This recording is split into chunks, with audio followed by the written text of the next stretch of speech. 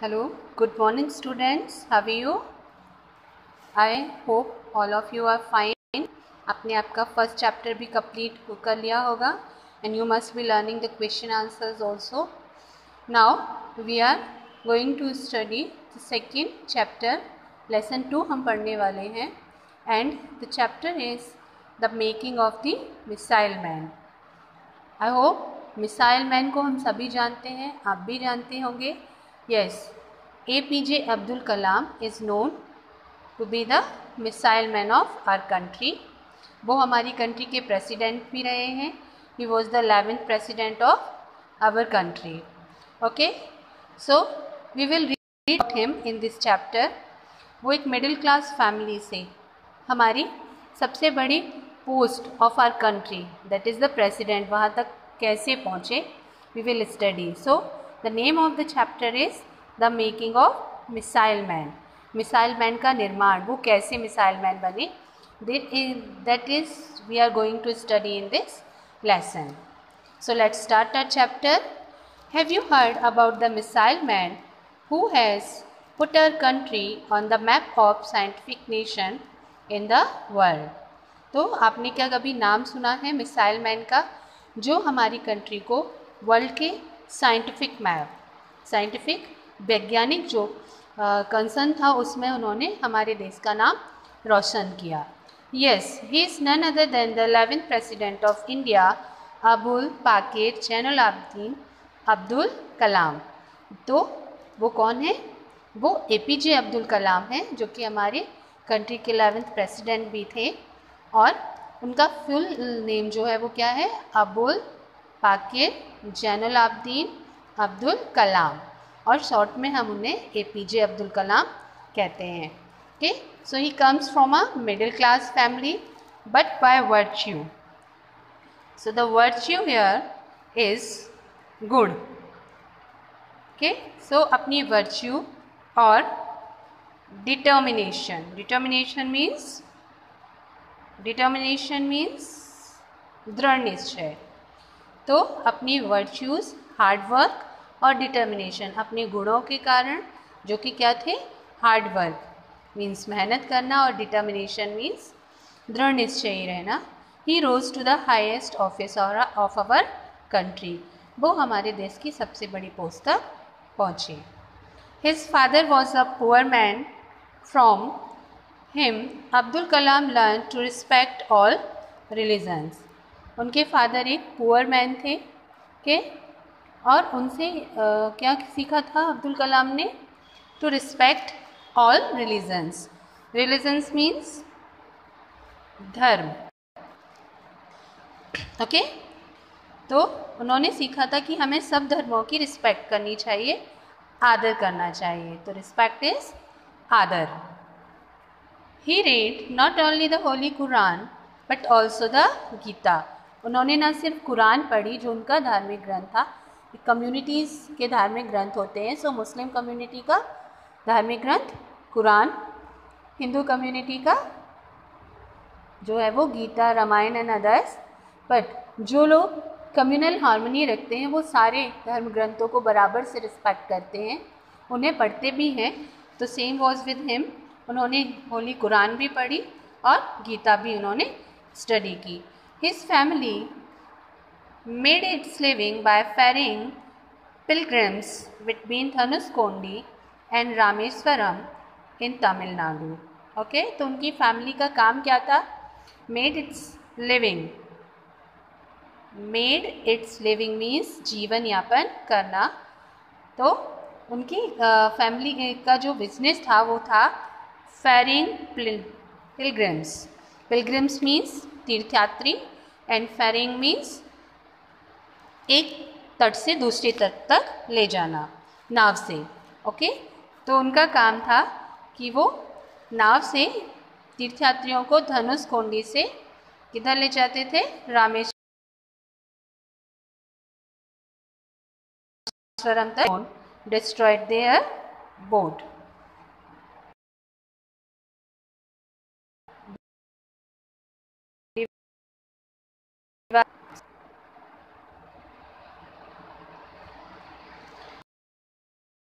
सबको नष्ट करे, खतरनाक, जिसमें सारी चीज़ें खत्म हो जाती हैं, बहुत ज़्यादा चीज़ें बिगड़ जाती हैं।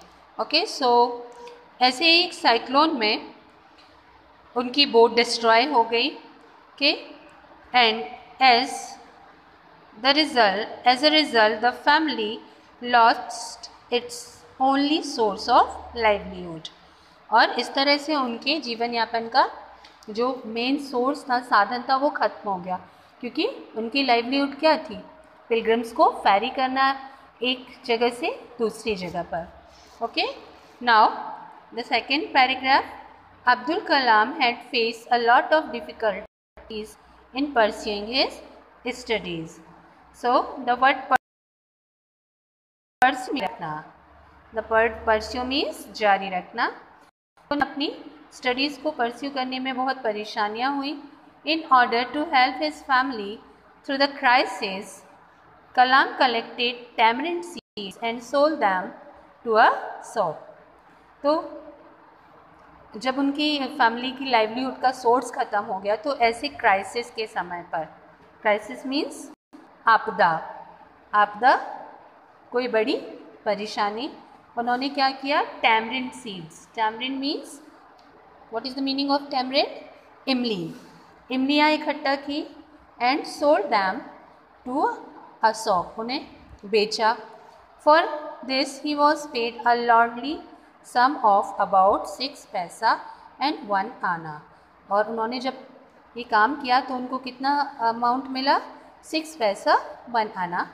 Okay, he also collected a popular paper in Tamil, Dinamani, at Rameswaram railway station and helped his cousin Samuddin in selling it। इसके अलावा उन्होंने और भी काम किए, जैसे उन्होंने एक न्यूज़पेपर कलेक्ट करना स्टार्ट किया रामेश्वरम स्टेशन पर, रेलवे स्टेशन पर, और वो इस तरह से अपने कज़न समुद्दीन की हेल्प करते थे उसको सेल करने में, and the newspaper was Dinamani. Okay, now for this service Kalam was paid a little money. इसके लिए उनको थोड़ा सा पैसा मिलता था। Though his earning was very little, he was very happy that he was able to care for his family. तो हालांकि उनको जो अर्निंग होती थी वो काफ़ी थोड़ी थी, लेकिन उन्हें खुशी थी कि एटलीस्ट वो कुछ तो कर पा रहे हैं अपनी कंट्री, अपनी फैमिली के लिए। Now at school he was eager to learn about everything. Eager means curious, तो हर कुछ जानने के लिए वो क्या थे? ईगर होते थे, उत्सुक होते थे, उनसे सब बने वो चाहते थे। English, mathematics, science, Tamil were his favourite subject. So favourite, I know कि आपको पता होगा, पसंदीदा। तो उनका सबसे पसंदीदा सब्जेक्ट था English, maths, science and Tamil.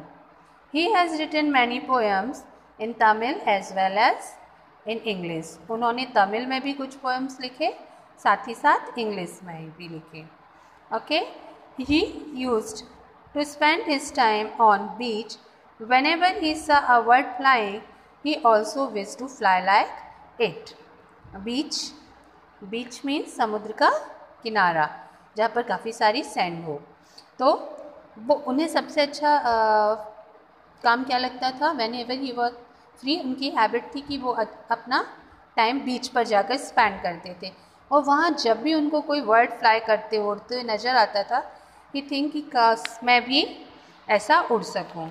This passion for flying inspired Abdul Kalam to design SLV-3, that was a satellite launch vehicle.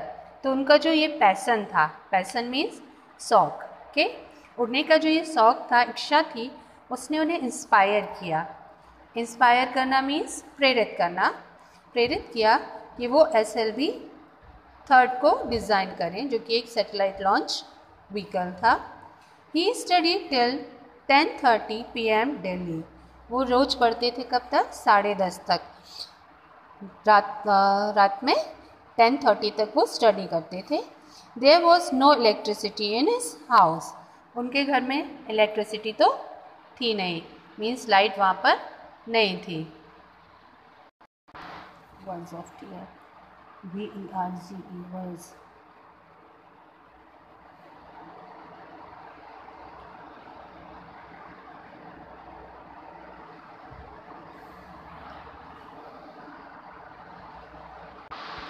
अरे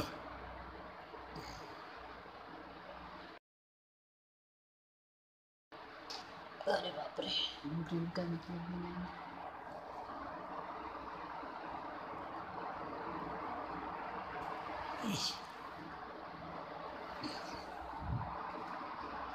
7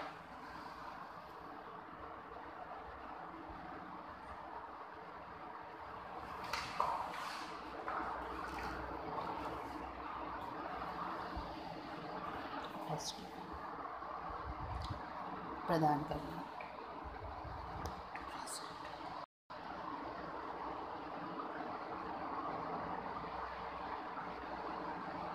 एंड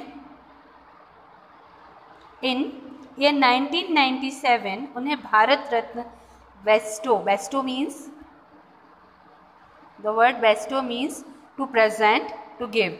तो जब उन्हें भारत रत्न दिया गया तो it was the fittest gesture of government, ये गवर्नमेंट का सबसे अच्छा निर्णय था।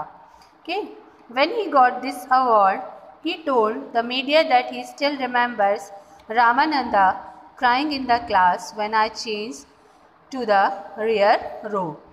और जब उन्हें ये अवार्ड मिला उसके बाद जब बात की उन्होंने मीडिया से तो स्टिल ही रामानंदा, उन्होंने कहा कि मैं आज भी रामानंद को देख रहा हूँ, जब मैंने रो चेंज की थी तो how he was crying means although he was at the highest position, उनके पास इतना अवार्ड था, इतना फेम था, लेकिन तब भी वो अपने पुराने दोस्तों को, अपने पुराने दिनों को भूले नहीं थे।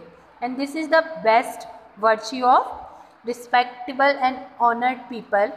ये जो भी एक रिस्पेक्टफुल पीपल होते हैं, ऑनरेबल होते हैं, ये उनकी एक वर्च्यू होती है, गुण, कि वो चाहे कितना भी ऊंचा क्यों ना उठ जाए वो हमेशा अपने पुराने दिनों को याद रखते हैं। Okay, so this is the last para of our chapter. On 25 July 2002 when he was sworn in as the President of India, the school celebrated the day as sweets were distributed among the teachers and students. During the assembly, the teachers showered praise on him and exhorted the student to emulate his example। तो जब 25 जुलाई 2002 को वो as a president India के स्वर्ण कर रहे थे, स्वर्ण मीन्स शपथ ले रहे थे, तब उनका स्कूल जो था वहाँ पर एज अ फेस्टिवल ऐसे लग रहा था जैसे वो कोई त्यौहार मना रहे हैं।